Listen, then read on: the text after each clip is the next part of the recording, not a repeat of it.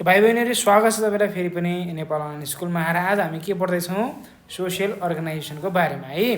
पाठ 5 हो। हामी युनिट कुनमा छौँ हेर्नुहोस् त। हामी युनिटमा युनिट 2मा हो। कुन युनिटमा हो त हेर्नु त। ल युनिट 3मा रहेछौँ हामी हेर्नु त। हामी युनिट 3 को एउटा सकियो, दुईटा थेफ्ट रोबरीवाला पनि सकियो, 3टा सकियो, 4टा पनि सक्यौँ अघिल्लो क्लासमा। अब हामी के पढ्छौँ आज 5औँ अर्थात् social organisation. Social organisation Nepali के हुन्छ थाहा छ तपाईँहरूलाई? भन्नु त के हुन्छ सोसियल अर्गनाइजेसनलाई नेपालीमा?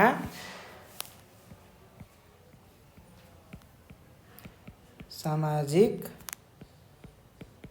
सङ्गठन भन्छ है। के भन्छ? सामाजिक सङ्गठन। अब यो भनेको के हो त भन्ने बारेमा आज बुझ्छौँ। सामाजिक सङ्गठन भनेको कुनै पनि मानवहरूको समूह, कुनै पनि काम गर्नको लागि कुनै उद्देश्य हुन्छ, कुनै उद्देश्य प्राप्त गर्नको लागि विभिन्न मानिसहरू एउटा सङ्गठन बनाएर एकै ढिक्का भएर काम गर्ने गर्छन्। र एकै ढिक्का भएर काम गर्ने जुन फेनोमेना या यो जुन पद्धति छ त्यसलाई हामीले भनिन्छ सङ्गठन। र समाजमा बनेको सङ्गठन भएर, समाजले बनाएको सङ्गठन भएर सामाजिक सङ्गठन भयो। अब सोसियल अर्गनाइजेसन भनेको के हो, सामाजिक सङ्गठन भनेको के हो, यो बारे हामी बुझौँ है। ल social scales and evils have been pushing our society far behind day by day. There are a number of social problems in our society. सामाजिक कुरीति, समाजमा भएका नराम्रा क्रियाकलापहरूले गर्दा समाजलाई विकासबाट पछाडि धकेलिरहेको छ, समाजलाई पछाडि धकेलिरहेको छ, अघि बढ्न दिएको छैन। र त्यस्ता सोसियल प्रब्लम्सहरू धेरै छन् हैन, जसले समाजमा रहेका कुरीतिर हामीले सोसियल प्रब्लम भन्छौँ। र त्यस्ता सोसियल प्रब्लम्स हाम्रो समाजमा अत्यधिक धेरै छन् हो। सो अब के भन्छ, we can not solve them all at one strike. In order to solve them, the local institutions like local level club, scouts, Red Cross and आमा समूह must play an important role. हेर्नुहोस् त, यति धेरै social प्रब्लम्सहरू छन् कि यिनीहरूलाई एकैचोटि हामीले समाधान गर्न सक्दैनौँ। त्यसको लागि हामीलाई सिस्टम चाहिन्छ, विभिन्न प्रोसेस चाहिन्छ, स्टेप्सहरू चाहिन्छ। त्यो स्टेप्सहरू के हुन्छ त, लोकल इन्स्टिट्युसन्सहरू जस्तै लोकल लेभल क्लबहरू, स्काउट्सहरू, रेड क्रसले, आमा समूहले यसमा ठुलो भूमिका खेल्नुपर्ने हुन्छ।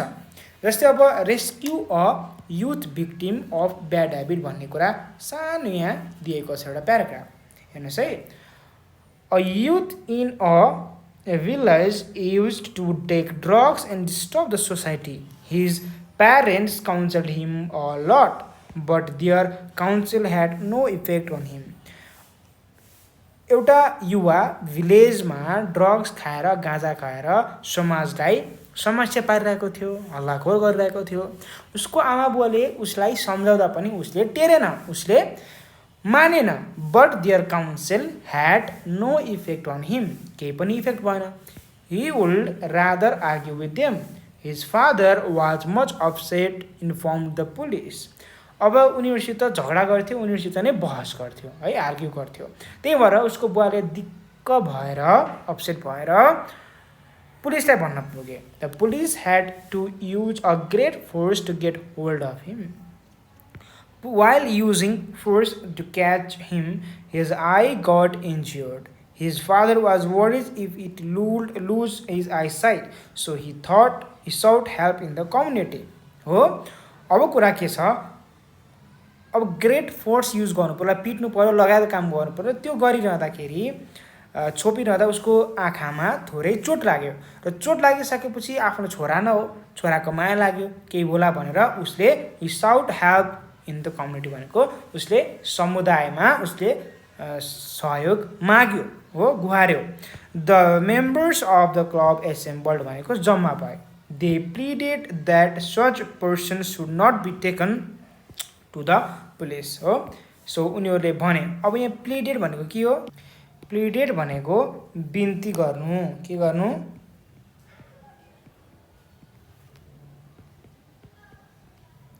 बिन्ती गर्नु है। प्लिडेड भनेको बिन्ती गर्नु।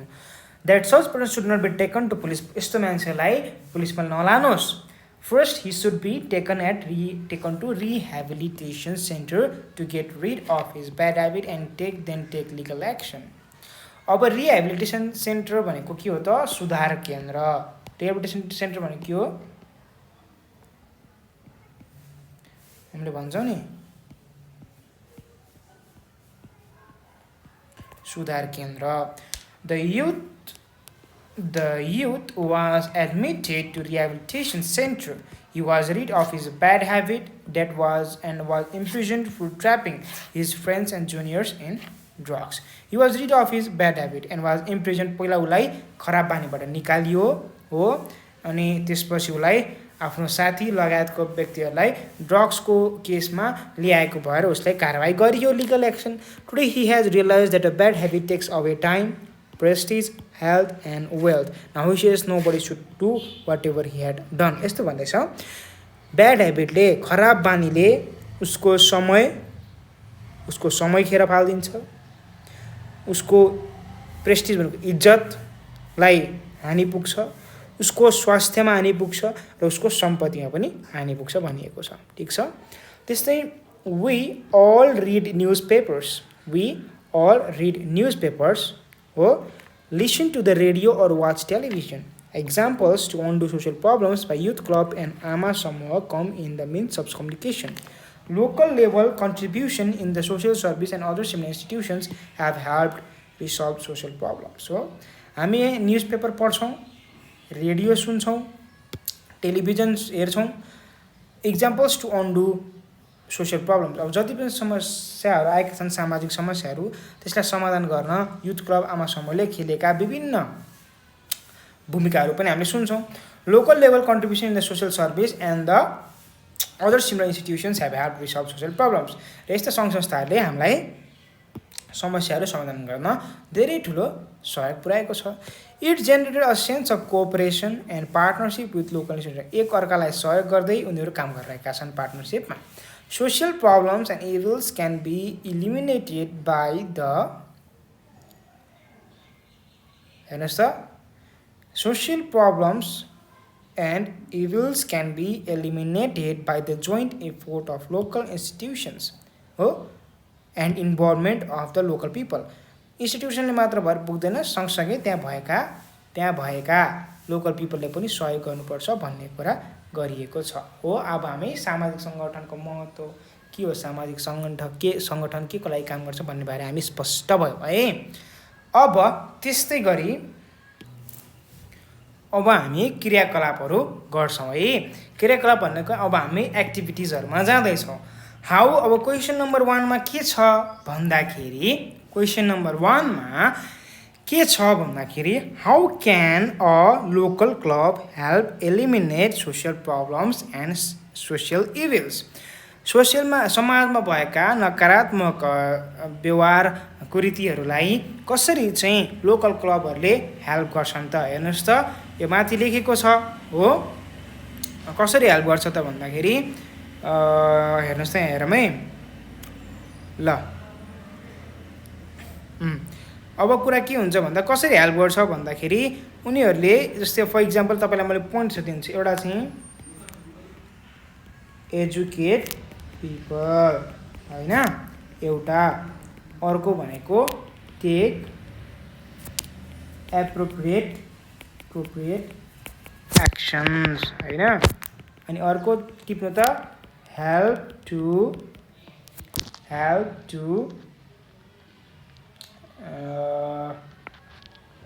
to avoid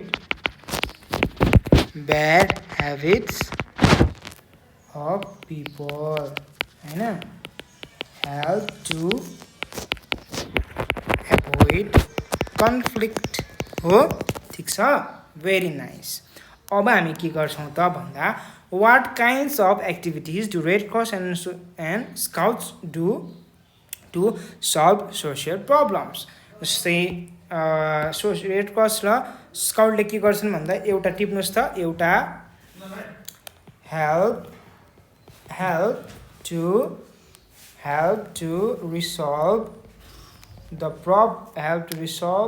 problem during disaster. Problems during disasters है।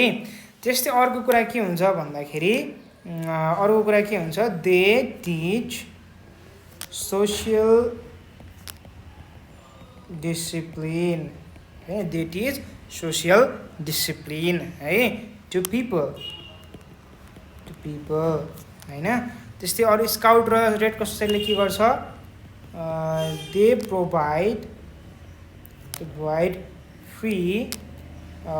प्रोभाइड फ्री मेडिकल सर्भिस हो। त्यसपछि दे अर्गनाइज रिहेबिलिटेसन सेन्टर हो, सेन्टर हर क्याम्पेन पनि चलाउँछन् है। जस्तै रिहेबिलिटेसन भनेको के हो त भन्दाखेरि सुधार केन्द्र, सुधार रिहेबिलिटेसन क्याम्पेन भनेको सुधारको निम्ति बनाएको क्याम्पेनहरू, योजनाहरू, अभियानहरू चलाउने गर्छ। त्यस्तै social institution established in Shanti Lama's village has operated several activities to eliminate the social problems. A social institution established in Shanti Lama's village has operated several activities to eliminate social problems. She has written down the work done by the institution in the following way. ठिक छ। Name of institution हो, name of institution भनेको Bethan youth club हो। Place Dahu Ramechhap, date of establishment 2060, activities done, ban on taking alcohol. ठिक छ। ल अब कुरा, make a table like the one Shanti Lama has made, then write the name of social institution in your rural municipality municipality and the activities they have done are doing to eliminate. जस्तै तपाईँहरूको ठाउँको youth क्लबहरू हुन्छ, के हुन्छ, youth क्लबहरू हुन्छ हो। त्यस्तै रेड क्रस पनि हुनसक्ला। र तपाईँले के काम गर्नुहुन्छ भन्ने कुरा गर्नु, जस्तै तपाईँले सरसफाइ अभियान पनि गराउन सक्नुहुन्छ होइन, बिहान अन अल्कोहल, अवेरनेस अन अल्कोहलिजम, यो बारेमा चाहिँ तपाईँहरूले कुरा राख्न सक्नुहुन्छ हो। तपाईँले युथ क्लबहरू भयो, रेड क्रस सोसाइटीहरू तपाईँको म्युनिसिपालिटीमा, डिस्ट्रिक्टमा हुनसक्छ हो। केही समय अगाडि छुनुमुनु बाल क्लब भन्ने पनि हुन्थ्यो, बाल क्लब हुनसक्छ। तपाईँले के गर्नुहुन्छ त, तपाईँ बाल क्लबमा त पक्कै हुनुहुन्छ, स्कुलको कुनै क्लबमा तपाईँ पक्कै हुनुहुन्छ। त्यो क्लबले तपाईँले के काम गर्दै हुनुहुन्छ, सरसफाइ कार्यक्रम गर्दै हुनुहुन्छ, कार्यक्रम आयोजना गर्दै हुनुहुन्छ भने, या जनचेतनामूलक एवेरनेस प्रोग्राम गर्दै हुनुहुन्छ भने त्यो बारे पनि लेख्नु होला है। ल ठिक छ। अब भाइ बहिनीहरू प्रश्न नम्बर 4 मा जाउँ हामी। प्रश्न नम्बर, अब हेर्नुहोस् त, जस्तै यहाँ इफ यु सी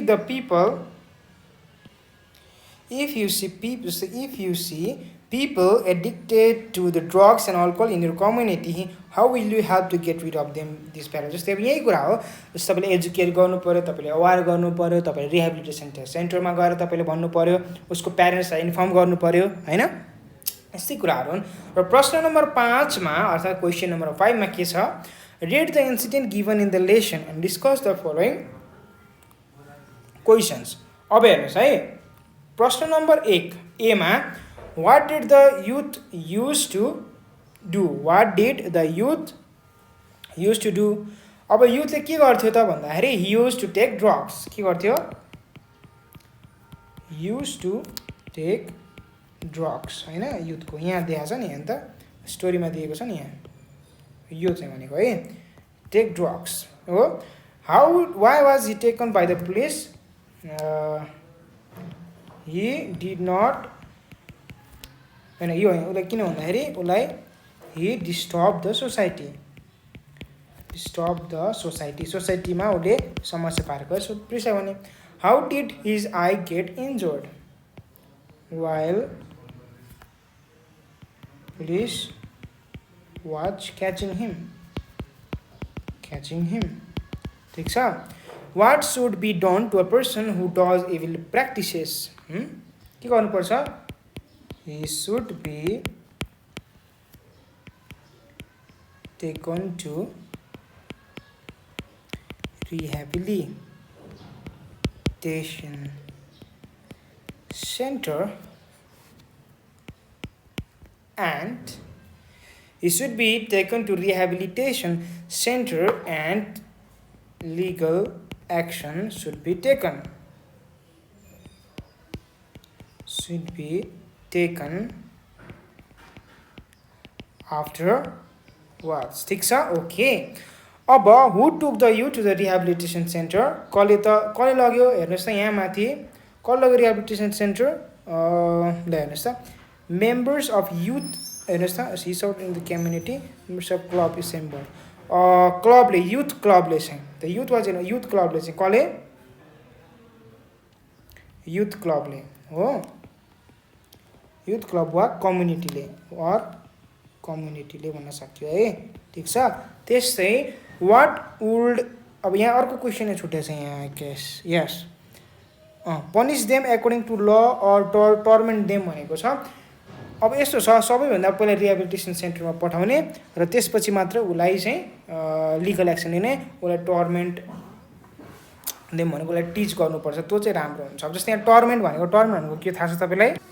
टर्मेन्टको मिनिङ भनेको तपाईँलाई भन्दाखेरि यातना भन्छ है। यातना भनेको के हो थाहा छ?